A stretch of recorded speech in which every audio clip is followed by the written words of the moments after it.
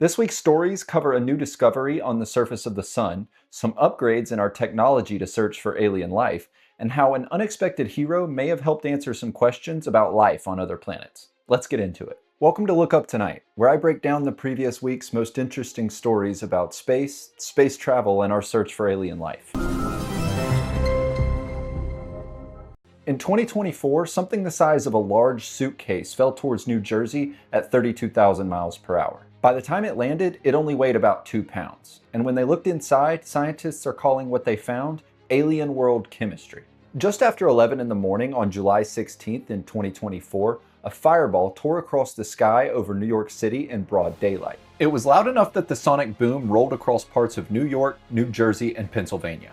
It entered the atmosphere at around 115 pounds, and the heat of entry destroyed about 98% of it. A 2-pound fragment survived and punched straight through a roof in Hillsborough, New Jersey. That homeowner was inside. He heard a crash and found that hole torn through his ceiling. According to his reports, there was black rock fragments and drywall dust everywhere, with a strong sulfur smell filling the room. Now, it's important to know here that thousands of meteorites hit Earth every year, but almost all of them land in oceans or deserts or other places where nobody's around.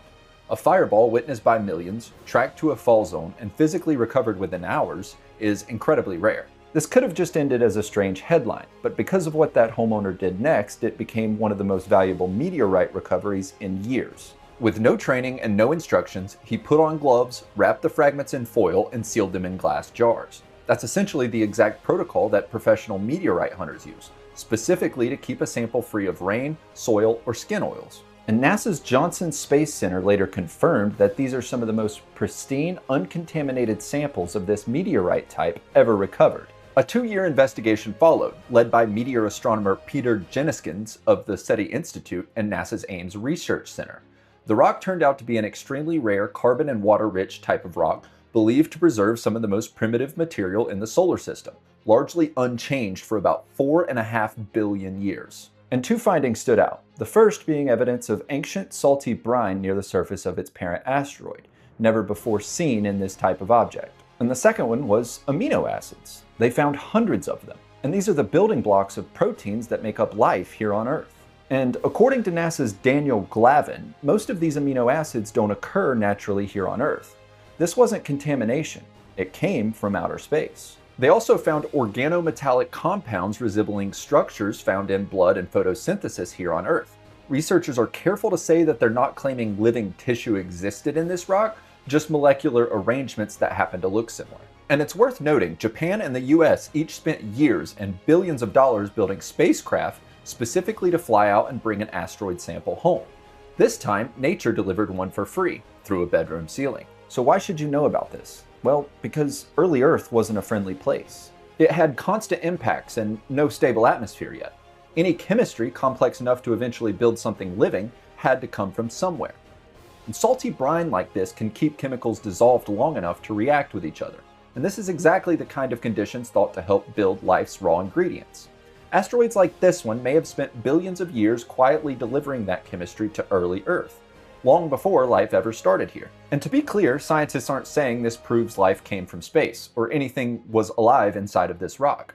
Just that chemical ingredients life depends on can form out there and survive the trip down here. Next up, we've got some new, never-before-seen images of the sun. And if you've ever looked up and seen weird wave-like ripples in the clouds, you've actually already seen this before. Turns out the sun does the same thing, just on a scale so small that we've never been able to prove it before. Published in Nature on August 5th, this is the sharpest image ever taken of the sun's surface. And near the edges of its magnetic regions, it reveals something nobody has ever confirmed before. Tiny plasma whirlpools, some just 20 kilometers wide.